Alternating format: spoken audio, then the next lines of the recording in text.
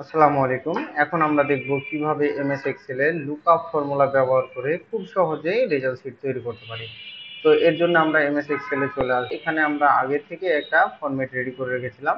আপনারাও এরকম একটা ফরম্যাট রেডি করে নেবেন, আর অবশ্যই এইরকম একটা জিপিএ লিস্ট থাকতে হবে, যে লিস্ট দিয়ে আপনারা লুকআপ ফর্মুলাটি দেখাবেন। তো এর জন্য আমরা এখানে গ্রেড পয়েন্ট ব্যবহার করব। এই যে জিপিএ লিস্ট যে বক্সটা রয়েছে, এই যে এই মার্কের উপর নির্ভর করবে আমাদের গ্রেড পয়েন্ট, গ্রেড এবং গ্রেড পয়েন্ট সবগুলোই। তো চলুন আমরা কিভাবে গ্রেড বের করি।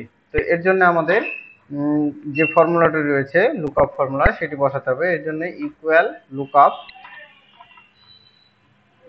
লুকআপ ফার্স্ট ব্র্যাকেট, এরপরে আমরা লুকআপ, এখানে দেখতে পাচ্ছেন লুকআপ ভ্যালু। লুকআপ ভ্যালুটা হচ্ছে আমরা যেই সেলের লুকআপ ভ্যালুটা দেখতে চাচ্ছি সেটা।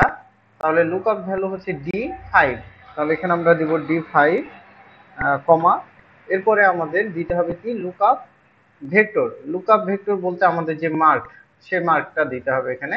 তাহলে মার্কটা দেওয়ার জন্য অবশ্যই রো এবং কলামের সামনে একটা ডলার সাইন দিতে। তো এর জন্য আমরা দিই ডলার সাইন। এটা যেহেতু এইচ কলাম আছে তাই এইচ, আবারও ডলার সাইন 5, এরপরে কোলন, আবারও dollar sign H, dollar sign, এবার লাস্ট ভ্যালু হচ্ছে 11, 11, এরপরে কমা।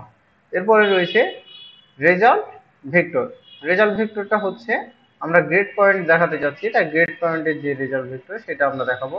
এটা আছে আই কলামে, আমরা ডলার সাইন আই, আবারও ডলার সাইন, এরপরে হচ্ছে 5 কোলন ডলার সাইন আই, এরপরে হচ্ছে আবার ডলার সাইন, এটা হচ্ছে 11 পর্যন্ত, 11 ব্র্যাকেট ক্লোজ, এরপরে এন্টার দেবো। এখানে দেখেন আমাদের গ্রেড পয়েন্টটা চলে এসেছে। এখন এটা যদি আমরা সম্পূর্ণটাতে ইউজ করি তাহলে আমাদের গ্রেড পয়েন্টটা চলে আসবে, গ্রেড চলে আসলো। এরপরে গ্রেড পয়েন্ট নিয়ে আসবো আমরা। গ্রেড পয়েন্ট নেওয়ার জন্য ঠিক একইভাবে আমরা ফর্মুলাটি ইউজ করব, ইকুয়াল। আমরা চাইলে আগেটাও কপি করে ফেলতে পারি, আমরা আগেরটা কপি করে নিলাম, এখানে পেস্ট করে দিলাম।